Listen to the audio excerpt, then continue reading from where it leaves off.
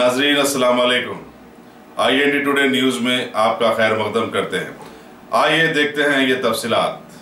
तारीखी हैदराबाद के पुराने शहर के इलाके फलकनुमा ACP हुदूद में कल शब महकमे पुलिस ने चबूतरा मिशन चलाया। अरसे दराज से मुस्लिम मईशत को दबाने से मुतासरा सैकड़ों नौजवान चबूतरों पर बैठे हवाई किले बना रहे थे, वो पुलिस की पकड़ में आ गए। लेकिन इस बार पता नहीं पुलिस ने कैसे अपने रवैये को नरम रखा कि उन्हें पकड़कर सिर्फ उनकी काउंसलिंग की, सोशल मीडिया में फैलाए जाने वाले गलत वीडियो से नजर हटाने की उन्हें ताकीद की और फिर पहली ही बार उन्हें छोड़ भी दिया और उस अंग्रेजी जुमले फ्रेंडली पुलिस को सच कर दिखाया।